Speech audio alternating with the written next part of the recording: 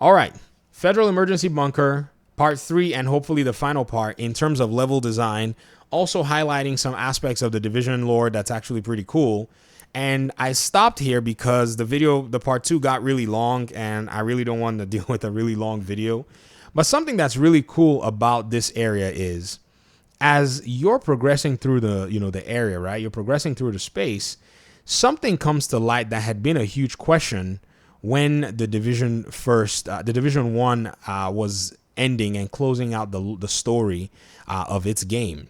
And the question was that you were asked a simple question you were basically informed that the President of the United States could not be found. This was the premise of the Falcon Lost incursion mission, where you pretty much found yourself in a position where, they were wondering where the president was.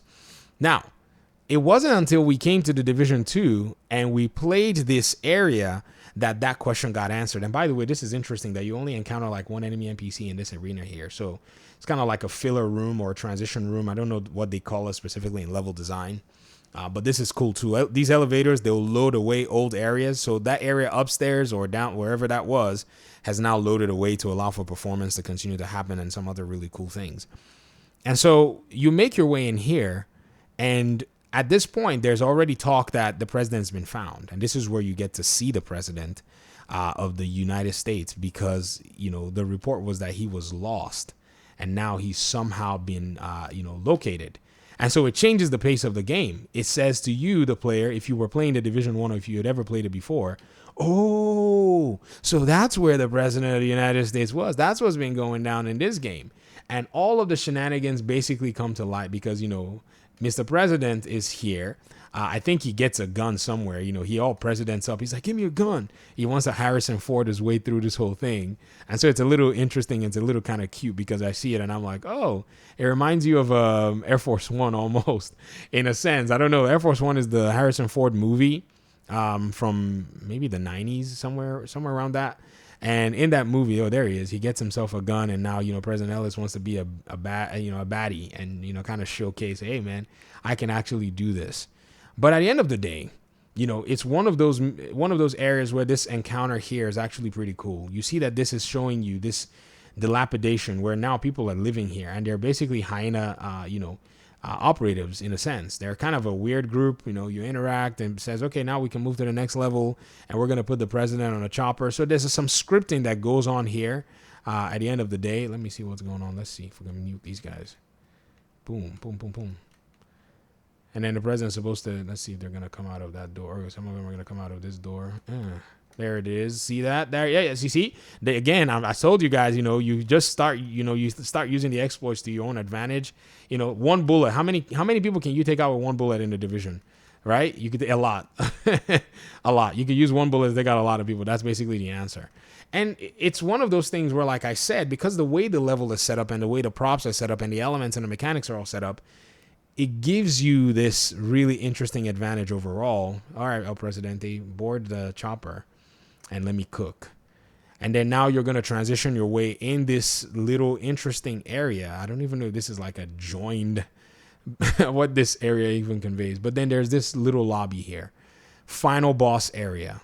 It says it speaks it, right? You can see it from top. You can see, something's going down there if you care to look. But, the Division, we just run straight for the rope and then we're just like, yep, let's just go, because that's what we're going to do.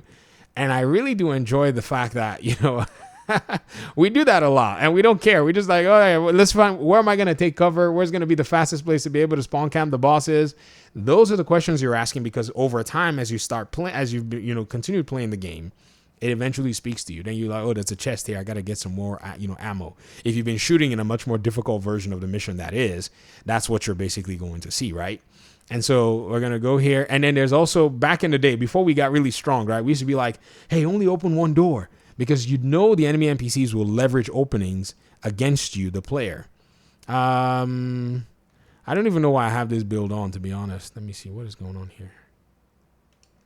Let me one bullet these two guys here. Pam. Oh, I didn't get him. No, I thought I was going to be able to one bullet him, but yeah, I guess that sucks. Oh, there we go. He walked into the fire. Oh, here's Biggie. I should have targeted you, big guy. There he is. Now he's already doing that thing. Let me put some bullets in you. Are you going to move down to that little explosive canister? Not you. You. How about you? How about you? Man, even on like normal mode, they're going to get you. Now, see that? Because of the build I'm using, let me camp this fool here. There's a fatty over here as well, too. I'm going to need a turret to just quickly speed run this. Hold on. Give me a second. Let me get my trusted friend, Zatorre. Oh, are you trying to throw a grenade at me? All right. Let's get busy. Let's take care of this guy here. And, yep. Let's take care of this one here. Don't try to flank me. It's not your MO.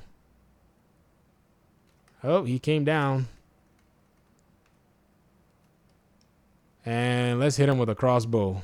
You see that line of sight thing is going on, and then enemy NPCs trying to flank you. There's a lot of room for that in this particular level. Oh, I didn't hit him. Shame. Let's go. He's going to crack. Oh, he's going to crack Roach. There he goes. And that's it. I mean, in a much more harder mission, this is going to require a lot of work. A lot of bullets are going to be exchanged. Enemies are going to try to flank you because they have more health, more armor. But I think Bank HQ really does tell that Division story from the perspective of society is really going through a lot. And even the institutions that we kind of knew, you know, would be these stable or staples that we could basically kind of like, you know, they've been established in our eyes and say, oh, that's a bank. That's a headquarters of a bank, has been taken over by some, you know, local faction of some kind, some plebish faction, the hyenas of all people. And your job is to come in and just kind of like put a little bit of order in things. It's weird. But then at the same time, are you doing good? The Division is asking you too. You know, eventually as you go through the story, it asks you all of this stuff that you've done. What was the use? What was the benefit? And that's the Division storytelling from level design perspective, gameplay mixed in there. I could do pure level design, but it's hard, you know, just talking about that without talking about the gameplay elements. But let me hear your thoughts in the comment section. Thanks so much for watching the video. I appreciate you guys' time and audience, and hopefully we'll talk pretty soon in another one. Peace out.